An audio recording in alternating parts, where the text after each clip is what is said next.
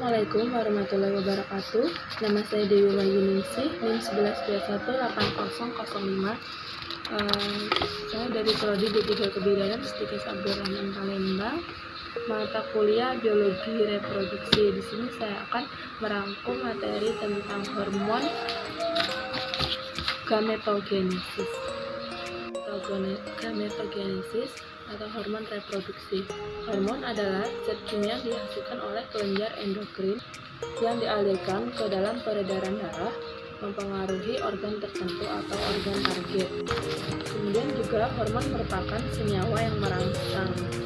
Kemudian dari hormon itu sendiri, hormon adalah zat kimia yang berupa getah yang dihasilkan oleh kelenjar endokrin dan disekresi secara alami, yang kemudian dibawa darah ke area tertentu atau area yang dituju. Kemudian ada efek yang ditimbulkan oleh hormon, yaitu mengubah fungsi gen, mempengaruhi jalur-jalur metabolik secara langsung, kemudian mengontrol perkembangan organ-organ secara spesifik atau produk-produk skeletosnya.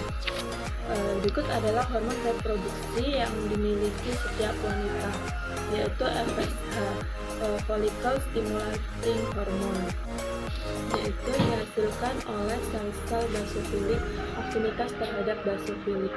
Kemudian hormon pada hipofisis ada 3. Yang pertama FSH, follicle stimulating hormone. Kemudian ada hormon perangsang folikel. Kemudian ada LH, luteinizing hormone. Kemudian ada hormon lutein. Kemudian ada juga hormon pada ovarium, terdiri dari hormon estrogen dan progesteron. Yang pertama, estrogen atau oestrogen adalah sekelompok senyawa yang berfungsi terutama sebagai hormon seks wanita. Kemudian pada fase pubertas mempengaruhi perkembangan puber dan kelenjar mamae serta perkembangan seks sekunder wanita. Pada fase proliferasi, lapisan endometrium berkembang lebih tebal, lebih banyak kelenjar-kelenjar pembuluh darah vena dan arteri. Kemudian progesteron merupakan hormon dari golongan steroid yang berpengaruh pada siklus menstruasi perempuan, seperti kehamilan dan embriogenesis.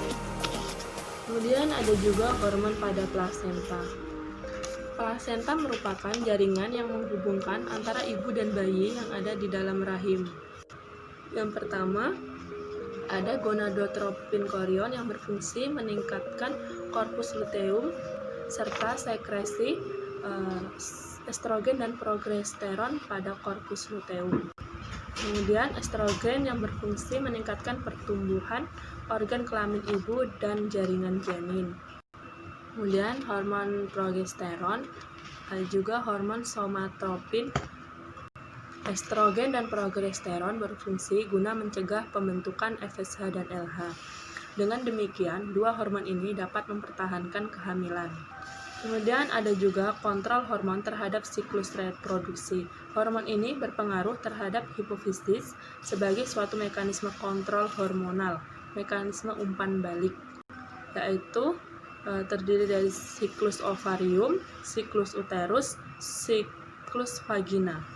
Dan dari siklus vagina, terdiri dari siklus mamae dan siklus menstruasi.